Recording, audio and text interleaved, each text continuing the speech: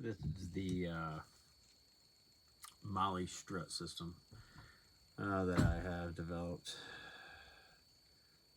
So we've got a modular piece of Kydex that's going to be mounted right onto one of the supporting Molle strips. Now this is going to be in between three different Molle strips. It's carrying 4 magazines.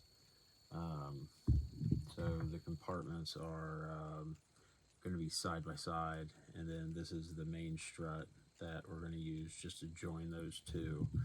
And that main strut is going to be mounted right to the Molle strip, and then so basically we'll be mounting right to that Molle strip, and then after we mount to the Molle strip, then you can see where we can take our magazines and go ahead and put them right in, and they'll line up perfectly. We have multiple holes, so you know you can change different heights and stuff like that. But right now we're just going to write everything on the same one, and they'll all form together. So we'll have a nice little unit that's going to fit together by the way of a cross member and Molle support.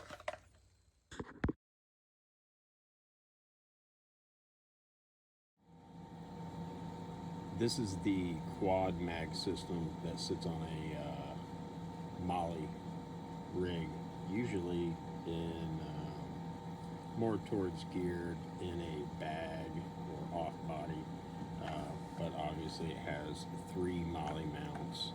And what I'm doing right now is this middle strut system that keeps these two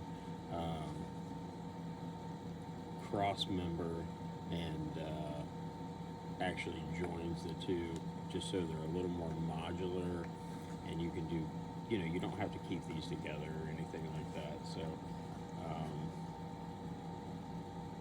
and it's early, so my explanation and words might not work right, but so I'm just going to shoot this pretty much so I don't forget how I put my new cross member system together, because there's definitely a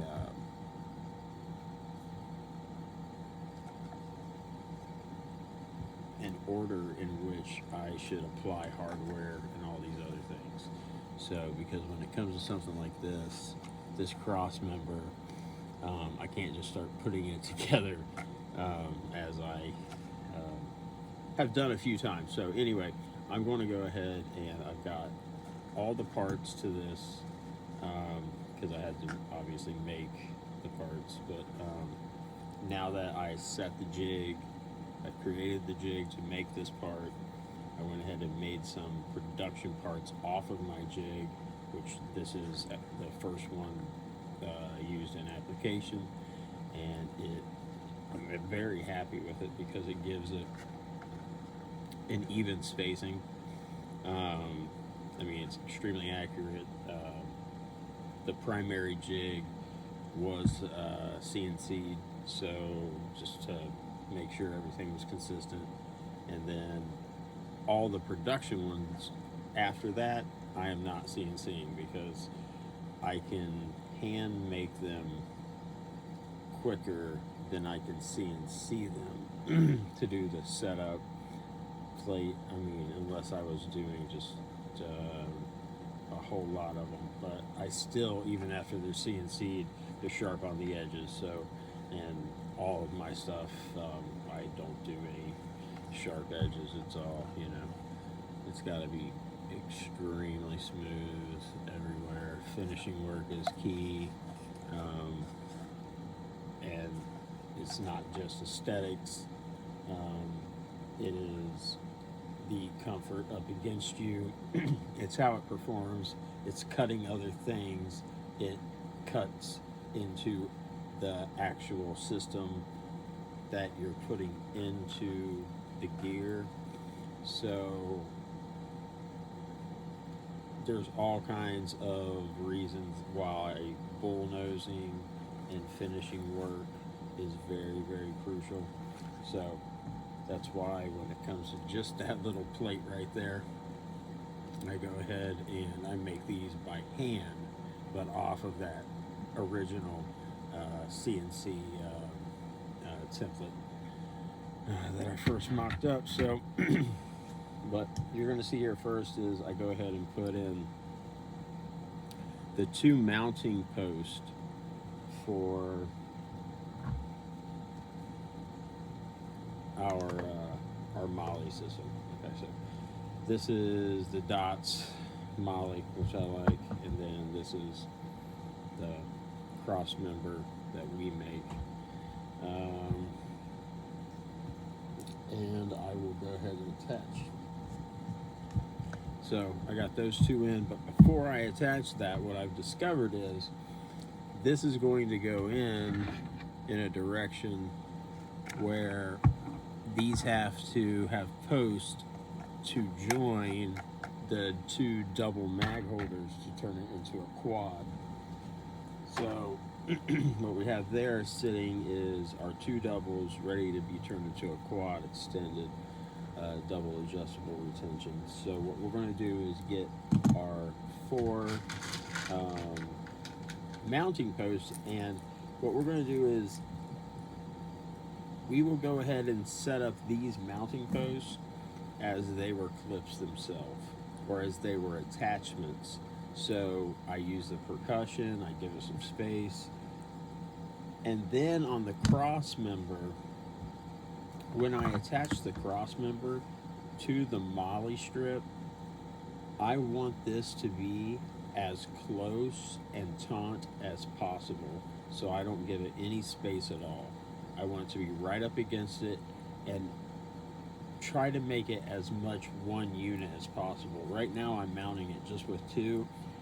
You know, I could overkill it, but when you think of each number 8 screw is about 80 pounds, you know, that's 160 pounds on each one of these of shear strength, and then you times it by 3 because you have 3 mounts. So I don't think adding any more screws is the only thing it's going to do is stress out the kydex or stress out some sort of a polymer material.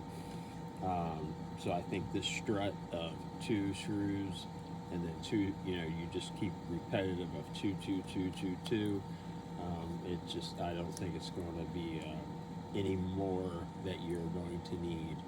Well, once you feel how rigid it is, you're really not going to need any more hardware than that. The only thing I put in extra was eyelets in a modular pattern, just so everything can be changed height-wise. You know, if they can be offset. Pretty much, it's kind of remarkable what you could do with these systems once you do the modular hole patterns of them. But we'll go ahead and put this on here now. And so these are going to go ahead and go through, just like we're going to go ahead and mount for clips now. I went ahead and CNC'd all these holes to an exact fit, so it actually keeps all of my my hardware in. So the hardware just stays put. So I mean, it just makes them harder to get into the hole, but it does make it nice because everything just stays right where you want it. So when it comes time to and now these are the ones that get, which I guess I don't necessarily have to do it now, but I'll go ahead. But you can put spacers on here because this is the part.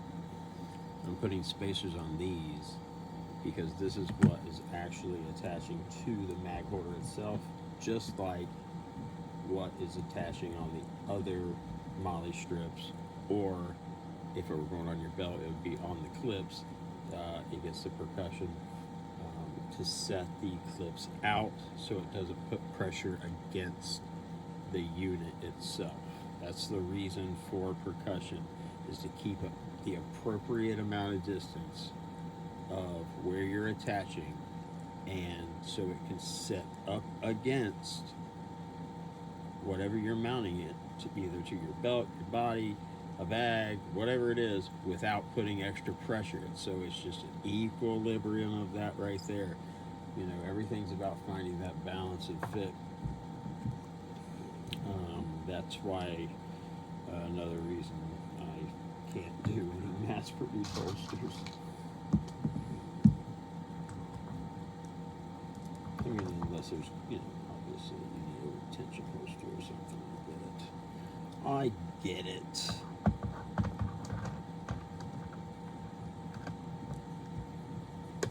So right now, it's coming together. It's like a Festivus miracle.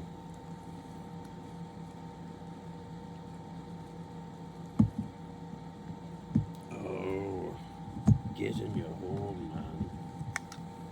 So it, there we go.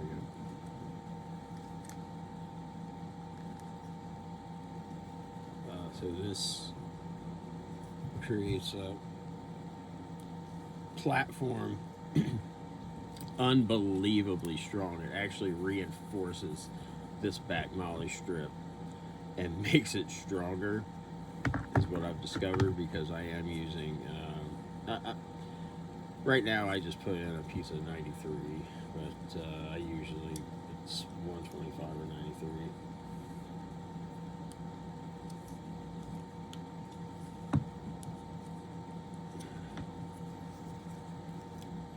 And I can go ahead and kill that with a bam.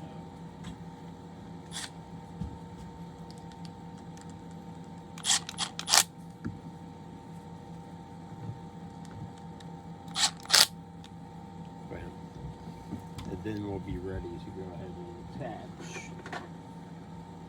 I'm going to shoot this separate. This is our cross member section for Molle, okay? So this right here is going to create a cross member to put this together to give you that middle Molle support right there. And now you have 3 Molles, and obviously these are going to be extended mag, but it can sit flush, or we could put a bend in it if we wanted to, but right now it's going to sit flush. It's going to be inside of a Molle compatible unit, but I mean, it's clearly you can wear it across the front, you can wear it across the back. You know, it's within I would say about 7 spreads of webbing, and then these go through 3 lateral webbing spreads. But I'll go ahead and I'll move on to the next part of assembling this. Obviously, I've already got all the adjustable retentions set in these. And as far as, I have a teeter-totter system to where you can open it up and change the friction, so you can actually change how much pressure is on the outside, and you can change the width of funnel without manipulating the bottom part of the magazine. It's a way of retaining, to have an adjustable retention system that I have. It takes a little bit more to do it, to have an adjustable retention system like that, but I know that it works extremely well. I do use a proprietary system inside of here that will not allow the screw to back out. And even old holsters that I used to make, you know, there's different ones where the screws always back out. Now, you know, this development of a new part system and hardware collaboration that I've done, it will allow you to not use Loctite, and also none of your screws back out. And I mean, you can back out to one of the last 2 or 3 threads, and it's going to hold on. So that's kind of a nice feature. But I'm going to go ahead and show in the next part the joining and completion of the quad mag system for Molle. So here's something new. My new dumpster camo. Been calling it different things like Tent City camo and all kinds of stuff like that, but really it's basically like dumpster camo. I'm going to show the clips that we put on our VersaTac real quick, and our clips can go on this side of the VersaTac. So it can be worn as an outside waistband holster, or they can be turned on this side of the VersaTac, and it can be worn as an inside waistband holster. And yes, the curve always is with your body. No matter what side the clip is on, outside the waistband or inside the waistband. So, just a little tip right there. I'll try to do a mounting.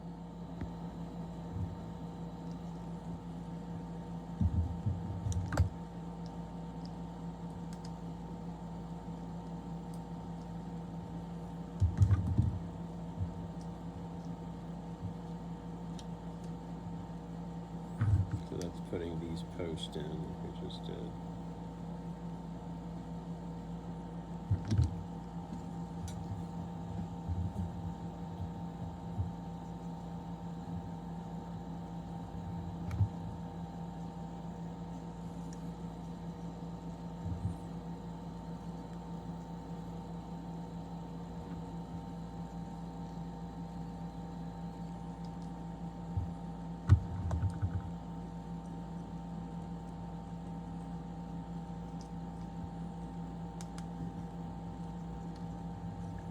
These VersaTacs are not easy to put together sometimes.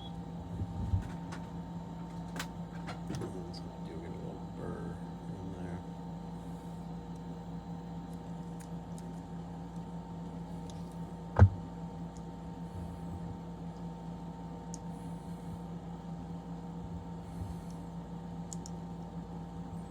You gotta get that. You got the top hole. Now we gotta get the bottom hole. That was a lot easier. I have made myself a little belt attachment, so I'm going to put these on, just slip them on, and it will actually hold the little posts. So then I can just go ahead and put spacers right on. And it has something to, it's like a bagger, so they don't want to push it back through, which makes my life easier. And you take them off of the belt, and Viola, you've got your SharkTac VersaTac clip. Now these can be set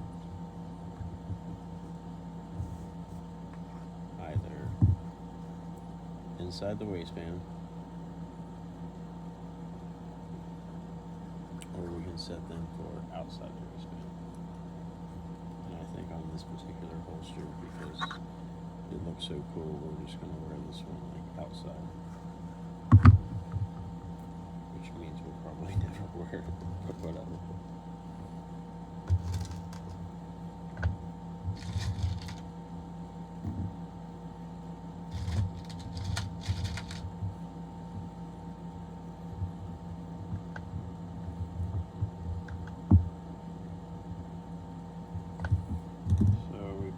All of our hardware to every holster. There is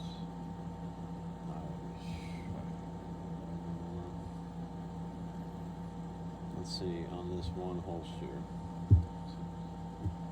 7, 8, 9, 10, 11, 12, 13, 14. So at least 30 small pieces of hardware that does not count material on the clip. So 30 pieces of hardware is what actually assembles a VersaTac. So 30 screws, spacers, posts, things like that. All these little things right here, that's what, 30 little pieces, and that doesn't count these, so, you know, say 32. So it's a 32, 33 piece set, actually. If you count, you know, this is just one unit. It's a 33 piece set.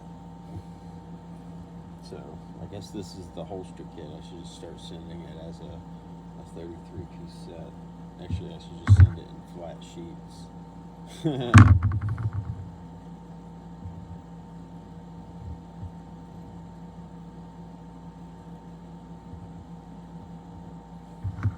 Like, no, it just needs to be adjusted, and then, you know, it'll fit, you know, the flat sheet. It'll just be adjusted to fit anything.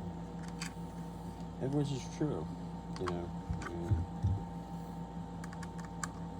technically everything could be a whatever.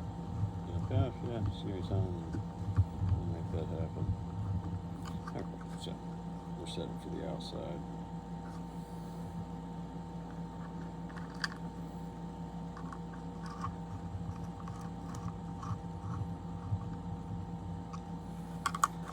Yeah.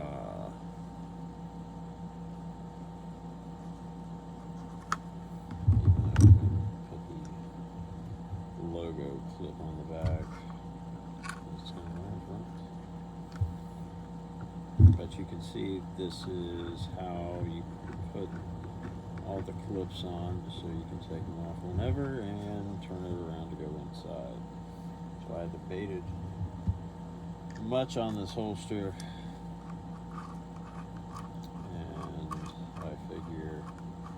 If I want one on the inside, then I will just have me one that is not patterned.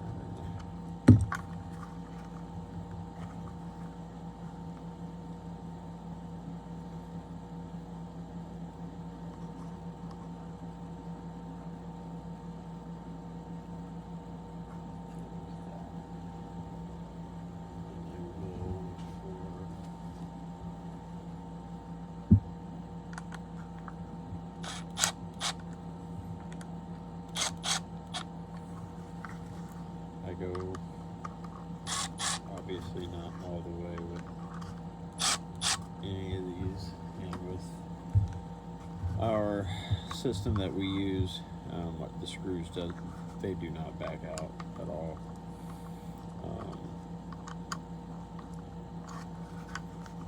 You do not use Loctite, and they do not back out, so no matter what, we can't take it from there. And now we have our dumpster camo in OD green.